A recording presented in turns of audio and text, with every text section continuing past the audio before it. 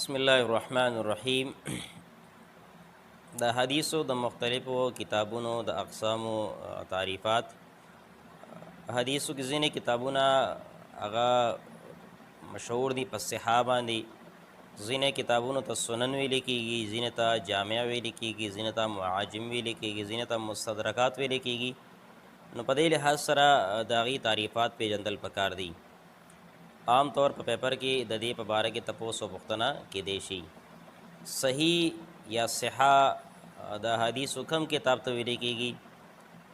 نو صحه د جمع د صحیح ده او د دې نه مراد د حدیثو هغه کتاب دی چې کم مؤلف د کتاب لیکونکی د حدیث را جمع کوونکی د خپل شرایطو مطابق احادیث را جمع کړي او په دې خپل کتاب کې د خپلو شرایطو مطابق چې دی کم احادیث را جمع کړي نو دې کتاب ته ویل کېږي صحه ویل کېږي او دې کتاب ته جمع ده او دې ته صحیح ویل کېږي. یعنی صحیح بخاري، نو صحیح بخاري ته صحیح بخاري د دې وجې نه ویل کېږي چې امام بخاري رحم الله د خپلو شرایطو مطابق چې کم احادیث ته هغه په دې کې ټول را جمع کړي دي، چې د هغه د شرایطو معنی پوره نه وتراویږي نو هغه حدیث هغه نه دي را جمع کړي. دغه رنګې صحیح مسلم، نو امام مسلم رحم الله هم د حدیثو د را نقل کولو دپاره ځانه شرایط هغه مقرر کړي دي. نو چې کم شرایطو معنی کم حدیث د په شرایطو معنی پوره دی نو د په خپل صحیح او په خپل کتاب کې سره شامل کړی دی. نو په دې کتابونو کې په صحاو کې دغه صحیح بخاری دی، صحیح مسلم دی، ٹھیک ده، صحیح ابن خزیمه او صحیح ابن حبان. دا مختلف کتابونه دي چې دا مشهور دي په صحیح معنی، صحیح کتابونه د حدیثو. دویم نمبر د حدیثو د کتابونو یو بل قسم چې هغې ته جامع ویل کېږي. جامع د حدیثو هغه کتاب ته ویل کېږي چې په هغې کې اته مضامین سوي ذکر وي. یعنی جامع د حدیثو هغه کتاب دی چې په هغې کې اتو قسمه مضامینو متعلق احادیث وي هغه را جمع وي.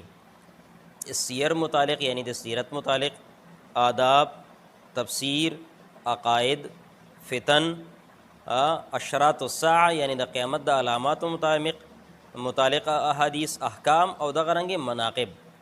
چې کله دا اته ابواب پای کې موجود وي نو دې کتاب ته به مونږ د حدیثو جامع کتاب ورته مونږ وایو. څه به ورته وایو؟ جامع کتاب ورته وایو. نو دا چې د جامع د حدیثو هغه کتاب شو چې په دې کې په هغې کې اته قسم مضامین په هغې کې صحیح موجود وي. سیر یعنی د سیرت متعلق خبرې پکې موجود وي. دویم دا چې آداب پکې موجود دي، د معاشرې چې کوم مختلف آداب دي دا پکې ذکر وي. د تفسیر په باره کې پکې ذکر وي چې د قرآن مجید د مختلفو آیاتونو د هغې تفسیر، ٹھیک ده. فتن د فتنو په باره کې احادیث دا پکې موجود دي. اشراط الساعه د قیامت چې کوم علاماتو کې مینخي د هغې په باره کې احادیث موجود دي. احکام د حلال و حرامو د احکاماتو ذکر پکې. دغه رنګې مناقب د مختلفو سیزونو مناقب یعنی د انبیاء د مختلفو انبیاء السلام یا د صحابه کرامو یا د خلفای راشدینو یا د امهات المؤمنین او د دې مختلفو مناقب سیدا پکې بیان شي. او بل دا د عقایدو باس پکې شوی. نو دا اته مضامین داسې دي چې د دې په باره کې څومره احادیث په کم کتاب کې را جمع شوي دي کتاب ته مونږ جامع کتاب وایو. دې ته مونږ څه وایو؟ جامع کتاب وایو. نو په دې لحاظ سره صحیح بخاري ته صحیح هم ویل کېږي او جامع ورته هم ویل کېږي. الجامع الصحیح للبخاري، ٹھیک ده. او دویم دا چې صحیح مسلم ته الجامع هم ویل کېږي.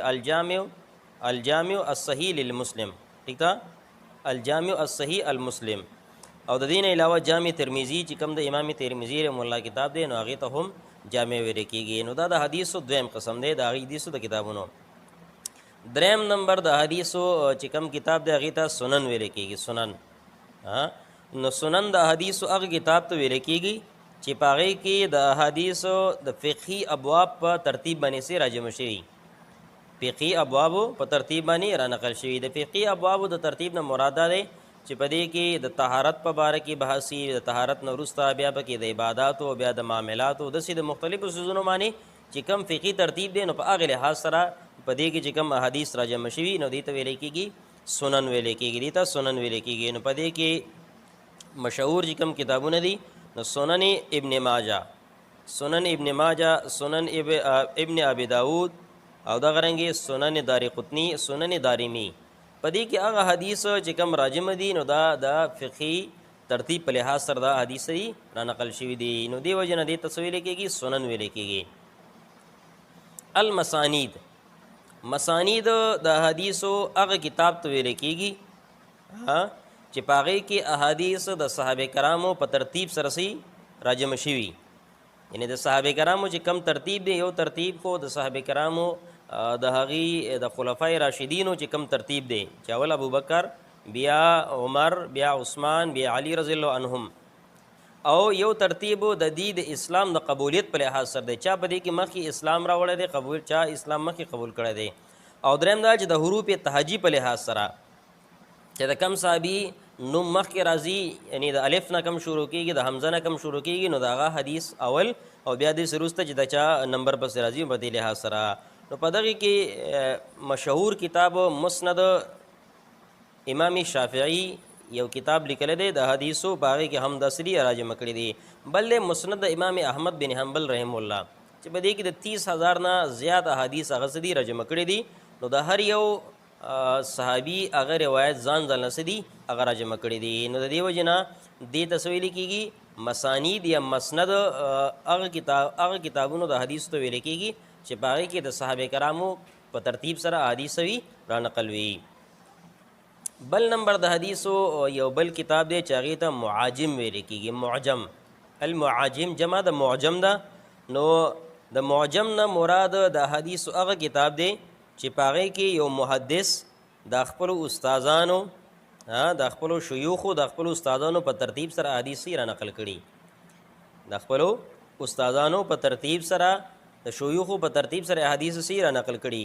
یعنی د یو شیخ چې کم احادیث دي هغې په یو ځای کې راجمع کړي، او د بل شیخ چې کم حدیث دي هغې په بل ځای کې راجمع کړي. په دې لحاظ سره دا هم د حدیثو کتابونه په دې لحاظ سره هم موجود دي چې هغې ته معجم ویل کېږي. ټیک ده، لکه معجم الکبیر، معجم الاوسط، المعجم الصغیر. ټیک ده، دا د سلیمان بن احمد طبرانی د هغه کتابونه دي، معجم الصحابه وغیره وغیره. نو دا هغه کتابونه دي چې په دې کې د مصنفو، د مؤلفو، د محدث چې کوم حدیث راغونډ کړي دي، نو د خپل شیخ، د خپل استاذ په هغې ترتیب سره څه دي دی راجمع کړي دي. بل د حدیثو یو بل قسم د حدیثو د کتابونو الموتا. موتا، نو موتا د حدیثو هغه کتاب ته ویل کېږي چې په هغې کې احادیث چې کوم راجمع شوي، نو دا د ابواب فقهیه په ترتیب باندې وي. ابواب فقهیه په ترتیب باندې مخکې مونږ وي چې ابواب فقهیه څه ته ویل کېږي، نو چې په هغې کې د فقه کم ترتیب دی چې په هغې کې لاول د طهارت باس دی. ټیک ده، دغه رنګې نجاست او طهارت، بیا د عباداتو، بیا دغه شانتې د معاملاتو، د نورو څیزونو د هغې ذکر سره په هغې کې موجود دی. نو په دغې ترتیب سره حدیث صحیح په دې کې را نقل وي. خدا دا چې موتا د حدیثو هغه کتاب ته ویل کېږي چې په هغې کې په ابواب فقهیه سره حدیث را نقل وي، او د رسول الله وسلم د اقوالو نه علاوه، رسول الله وسلم د حدیثو نه علاوه د صحابه کرامو اقوال او دغه رنګې د تابعینو د هغې چې کوم فتاوي او د هغې چې کوم اقوال هغه پکې هم صحیح ذکري، هغه پکې هم ذکر وي. نو په دې لحاظ سره دا کتاب دې ته موتا ویل کېږي. مشهور کتابونه په موتا کې موتا د امام مالک دی او موتا د امام محمد دی. موتا د امام محمد دی. ټیک ده، نو په دې کې دغه دی چې د رسول الله صلی الله علیه وسلم د حدیثو نه علاوه د صحابه کرامو اقوال، د هغې فتاوی او دغه ټول څیزونه صحیح دا پکې هم نقل وي، دغه پکې هم نقل وي. مصنفات یا مصنف د حدیثو کم کتاب ته ویل کېږي. نو د دې نه مراد د حدیثو هغه کتاب دی چې دا هم په ابواب فقهیه باندې صحیح دا ترتیب شوی.